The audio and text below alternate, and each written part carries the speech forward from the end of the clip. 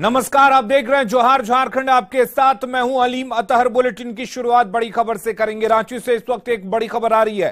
नक्सलियों को झारखंड पुलिस का झटका लगा है। नए साल में 8 नक्सलियों का सरेंडर हुआ है। महिला नक्सली सरिता सरदार ने सरेंडर किया है। नक्सली सहित 8 नक्सली 1 करोड़ का इनामी है नक्सली मिश्री।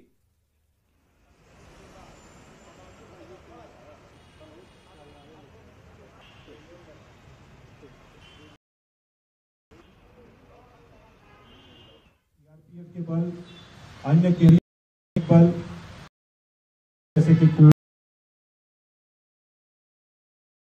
एजेंसीज है, उनके द्वारा एक निर्णायक लड़ाई प्रारंभ की गई है। उसी लड़ाई में और खासकर उस क्षेत्र में जिस क्षेत्र में हमारे 2 साथी पिछले वर्ष आज ही के दिन शहीद हुए थे, के पांव देने के लिए और उस लड़ाई के सार्थक परिणाम आज हमारे सामने में आ रहे हैं। पिछले कुछ दिनों पूर्व जो प्रेस वार्ता हुई थी, उसमें मैंने जैसा कि आप लोगों को बताया था, इस अभियान में अंतर प्राप्त हो अभी तक कुल 1300 से ऊपर उग्रवादियों को गिरफ्तार करने में पुलिस और केंद्रीय अर्धसैनिक बलों को सफलता मिली, जिसमें कि 1 करोड़ के इनामी पॉलिट ब्यूरो मेंबर के साथ साथ central committee member, regional committee.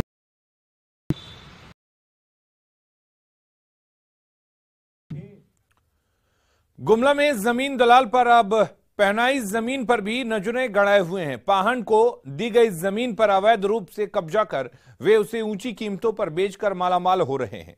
Shanti Nagar में जब दलालों और दबंगों की मिलीभगत से पहनाई जमीन के प्लॉट को जानकारी मिली, खड़िया महिलाएं मौके पर पहुंची और वहां काम कर रहे मजदूरों को खदेड़ दिया।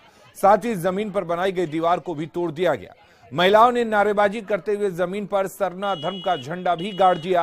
लोगों ने धार्मिक स्थल की जमीन कब्जा करने पर चेतावनी दी, साथ ही इसके खिलाफ उग्र आंदोलन का भी ऐलान किया।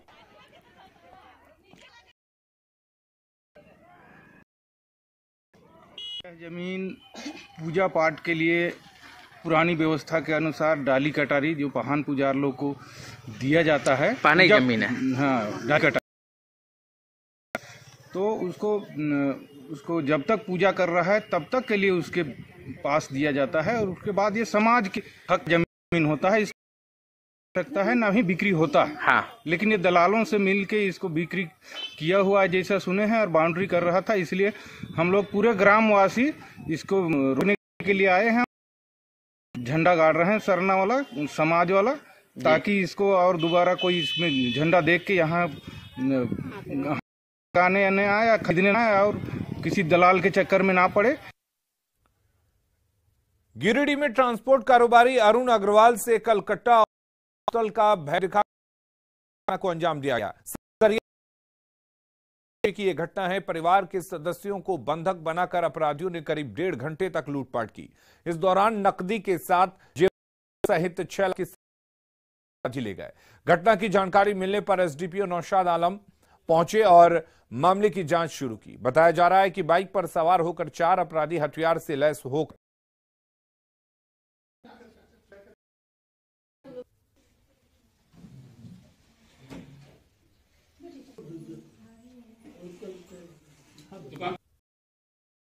दिल्ली से जीतलाल टुडू की ट्रेन में ही मौत हो गई। जीतलाल टुडू पिछले 3 साल से दिल्ली में रहकर टाइल्स मार्बल लगाने का काम करता था और अपनी शादी के सिलसिले में हमसफर एक्सप्रेस से के दौरान को वो मृत अवस्था में मिला। मृतक के भाई ने ठेकेदार मुबारक पर हत्या का आरोप लगाया है। भाई के मुताबिक उसने कॉल कर मारने की, वहीं में रिपोर्ट लिखने गए तो उन्हें भागलपुर रेलवे में एफआईआर दर्ज कराने की नसीहत देकर टाल दिया गया।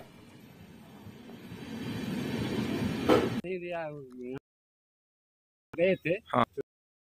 कि वहाँ जहाँ बॉडी मिला है वहाँ से करो। अच्छा। और वहाँ वो रेलवे वाला बोलता है कि नहीं दिल्ली से करना होगा।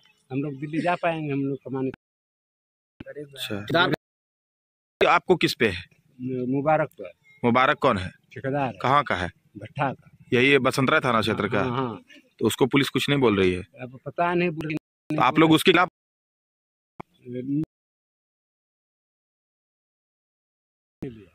रिम्स में तैनात 378 सुरक्षाकर्मी और ट्रॉलीमैन अपनी मांग को लेकर हड़ताल पर चले गए हैं। सुबह 7 बजे से ही ये लोग निदेशक के कार्यालय के सामने धरने पर बैठे हुए हैं। दरअसल रिम्स में काम करने वाले सुरक्षाकर्मी और ट्रॉलीमैन की सेवा खत्म करने की तैयारी की जा रही है। सुरक्षाकर्मियों की इस जिम्मेदारी होमगार्ड को तो ट्रॉली एक आउटसोर्सिंग सौंपी जाए। लोग सरकार के खिलाफ प्रदर्शन कर रहे हैं और हमारे साथ रांची से संवाददाता रूपाली त्रिपाठी जुड़ी हुई हैं। रूपाली, क्या कुछ मांग है इनकी और आखिर क्यों इनको नौकरी छीनने का डर सता रहा है? के अस्पताल है का हवाला सुरक्षा कर्मी है और ट्रॉली मैन है। कुल 378 कर्मियों को उनकी एजेंसी को रद्द कर दिया गया है, जिसके बाद दूसरी एजेंसी को वहां पर हायर किया गया है। उन्हें टेंडर दिया गया है, जिनकी 9 तारीख को जो है हायरिंग है, 9 तारीख को उनकी ज्वाइनिंग हो जाएगी। वहीं जितने पुराने कर्मी हैं उनको हटने का आदेश दे दिया गया है। कर्मी है काफी आक्रोश ये है भुगतान कर दिया जाए, साथ में इनकी नौकरी ना छीनी जाए, इनकी एजेंसी को वापस काम सौंप दिया जाए।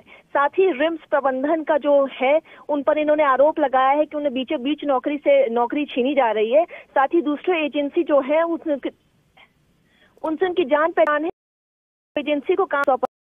वही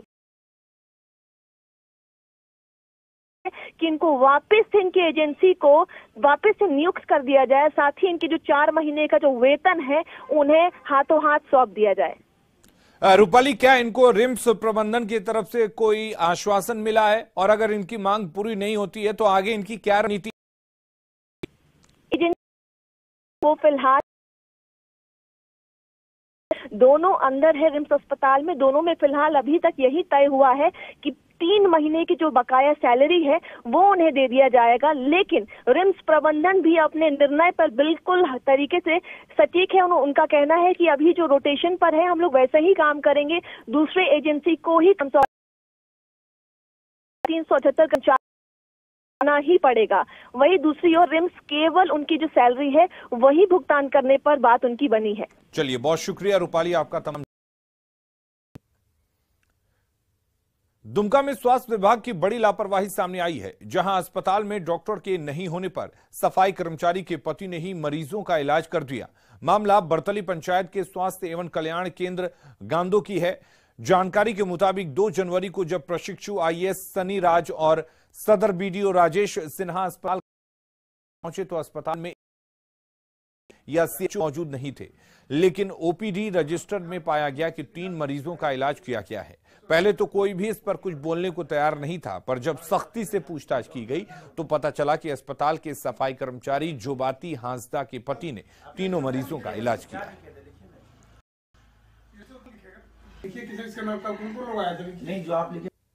वहाँ पर हम लोगों ने जब ओपीडी रजिस्टर चेक किया तो पता चला कि कल एएनएम, सीएचओ, डॉक्टर कोई भी नहीं थे, सभी लोग छुट्टी में थे या फिर अनुपस्थित थे। लेकिन जब ओपीडी रजिस्टर देखा गया तो मालूम चला कि 3 मरीजों का इलाज किया गया है। और जब इस संबंध में पूछताछ किया गया एएनएम से तो उन्होंने बताया कि स्वास्थ्य कर्मचारी एक हैं श्रीमती जोबाती हांसदा, उनके पति हैं ढेना मुर्मू, उनके द्वारा ये लिखा गया है ओपीडी रजिस्टर में, उन्हीं के द्वारा दवाई दिया गया है। पाकुड़ में काला के बाद स्वास्थ्य विभाग अलर्ट मोड में है। इसकी जानकारी मिलने पर सिविल सर्जन के साथ मेडिकल की टीम अमड़ापाड़ा के छोटा पहाड़पुर गांव पहुंची और मरीज को इलाज के लिए सीएचसी भेजा गया। सिविल सर्जन ने बताया कि जिले को कालाजार मुक्त करने के लिए स्वास्थ्य विभाग लगातार जुटा हुआ है। सरकार की ओर से अमड़ापाड़ा प्रखंड पहले से ही कालाजार युक्त घोषित है। कालाजार का मरीज महेशपुर का रहने वाला है और अभी अमड़ापाड़ा के अपने ससुराल में रह रहा है। स्वास्थ्य विभाग की ओर से कालाजार पीड़ित का इलाज किया जा रहा है। ये केस है वो एक्चुअली रहने वाला है अमड़ापाड़ा का, ये महेशपुर का, जो यहाँ पर अपने ससुराल में अभी अमड़ापाड़ा में है विगत 2 महीने 2.5 महीने से। उसका कालाजार का जो जांच करने पर वो कालाजार घोषित हुआ है। उसका इलाज हमारे सामुदायिक स्वास्थ्य केंद्र में चल रहा है और अच्छा है। झारखंड में बेरोजगारों को रोजगार देने का मुद्दा दल को भी सतने लगा कि अब सत्ता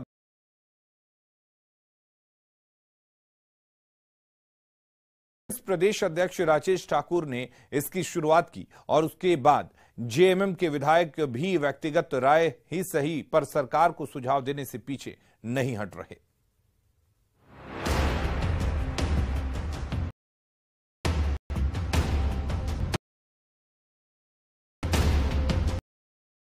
झारखंड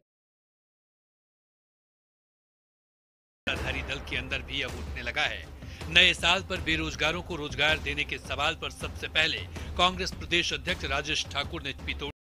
राजेश ठाकुर ने तो सरकार को 1 माह तक का समय भी निर्धारित कर दिया है। इसके साथ ही कांग्रेस कोटे के मंत्रियों को नीति का निर्देश दिया गया है। बेरोजगारों को रोजगार देने का सवाल है, उस पर भी महीने भर के अंदर सरकार निर्णय ले, उसके लिए हम लोग सरकार से कहेंगे। और ये कतई नहीं हो सकता कि चले जाएं और हम चुपचाप बैठे रहें, ये कतई नहीं होगा। इस पर सरकार को गंभीर होना पड़ेगा। हमने अपने मंत्री महोदय गण से कहेंगे बैठक हो।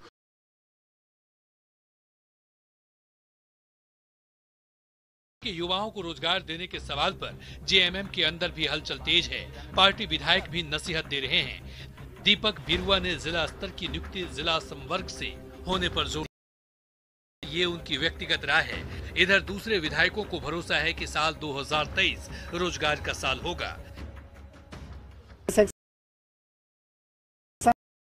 54 में ये प्रोविजन की जो भी बिहार में चीजें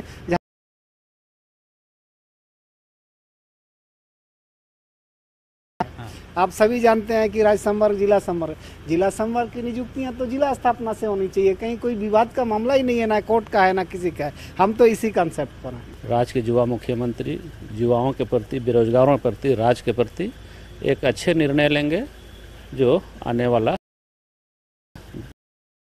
2023 में युवाओं का वर्ष। सीएम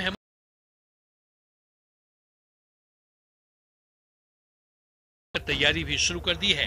हालांकि नियोजन नीति का क्या ड्राफ्ट होगा और ये कब बनेगा, इसे लेकर संशय कायम है।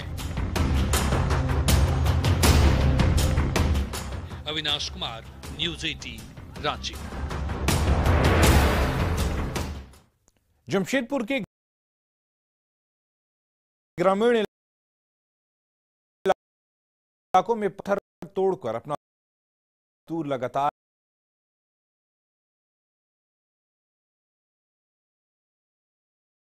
क्रशर प्लांट में काम करने से होती है।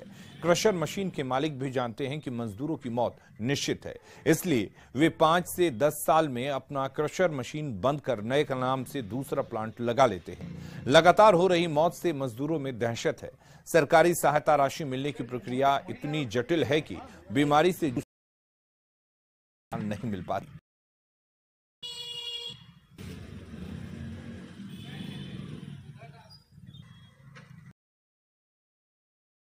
मजदूर पीछे खड़ा है, आप देख रहे हैं। ये सारे धलबुमगढ़ के कृष्णा उद्योग जहां रैमिंग मस बनता है तो वहां काम करते थे और कोई 2 साल से नीचे भी काम किए हैं। आज सबसे तात्पर्यपूर्ण बात यह है, इम्पोर्टेंट ये है, रैमिंग मस इकाई में वो काम करके 2 साल से कम समय में काम करके भी लोग सिलिकोसिस आक्रांत हो रहे हैं और मर भी रहे हैं। और कल भी आएगा वो मजदूर में एक फैक्ट्री था, उसका नाम था के मिनरल्स। वही के मिनरल्स बंद हो जाने के बाद 2008-9 में चल गया धलबुमगढ़ में, उसका नाम बदल गया। मिनरल्स के मजदूर आएंगे 40 लोग, वो एक्सरे कराने के आएंगे। छाती दर्द होता है, शरीर दुर्बल भी हो जाता है, चक्कर भी काम करने का इच्छा नहीं है, कोई घर में कुछ छोटा मोटा काम वो भी नहीं कर पाते हैं।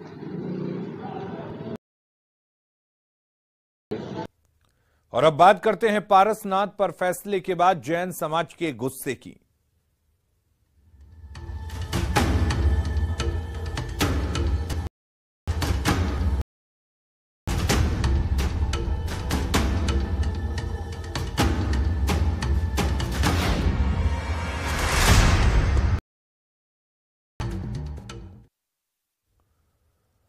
और चलिए आपको सीधे लिए चलते हैं। आज नक्सलियों ने जिस तरह से सरेंडर किया है, सरकार की सरेंडर पॉलिसी को मानते हुए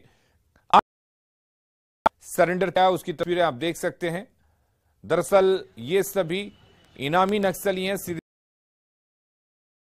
और उन्होंने सरकार के सरेंडर पॉलिसी से प्रभावित होकर आत्मसमर्पण किया है और आम जीवन जीने की इच्छा जाहिर की है। नक्सली मिसिर बेसरा के समूह के आपको बता एक और उसी समूह से ये सभी जुड़े हुए हैं जिन्होंने पुलिस के सामने सरेंडर किया है। ऑलरेडी बना हुआ क्लिप से आपको दे देंगे, अलग अलग कितना लोग पूछेगा ना, ज्यादा लोग। तो नक्सली जयराम सहित 8 नक्सलियों ने सरेंडर किया है। आपको बता दें कि इससे नक्सलियों को काफी हद तक उनकी कमर टूटेगी, नक्सली कमजोर पड़ेंगे क्योंकि सरकार की सरेंडर पॉलिसी उनको प्रभावित कर रही है और धीरे धीरे नक्सली अब जीवन के मुख्य धारा में लौटने की इच्छा जाहिर कर रहे हैं और उसी के तहत ये 8 नक्सली सरेंडर कर रहे हैं, जिसकी सीधी तस्वीर हम इस वक्त आपको दिखा रहे हैं। नए साल की शुरुआत होते ही नक्सलियों ने जीवन के मुख्य धारा में लौटने की इच्छा जताई और उसी की सरेंडर किया है। अब सरकार के सरेंडर पॉलिसी के तहत जो भी राशि होती है इनको दी जाएगी और फिर ये अपने परिवार के साथ जीवन की मुख्य धारा में लौट पाएंगे। तो नक्सलियों को झारखंड पुलिस ने झटका दिया है। लगातार झारखंड पुलिस नक्सलियों से अपील करती रही है, साथ ही चेतावनी भी देती रही है कि वो मुख्य धारा में लौटे। और एक में आज के जो प्रेस ब्रीफ है वो उसमें शामिल है और उसके साथ में जो आज जो उग्रवादी जो सरेंडर किए हैं उनके बारे में, सबके बारे में क्या उनका जीवनी रहा है और क्या उनका बेसिकली कब शामिल हुए और किस तरीके से, वो सारा डिटेल जो आपको चाहिए होता है वो उसमें सारा उसमें दिया हुआ है। और जौहर झारखंड के इस बुलेटिन में फिलहाल के लिए इतना ही, लेकिन खबरें लगातार जारी हैं। आगे देखते हैं बड़ी खबर।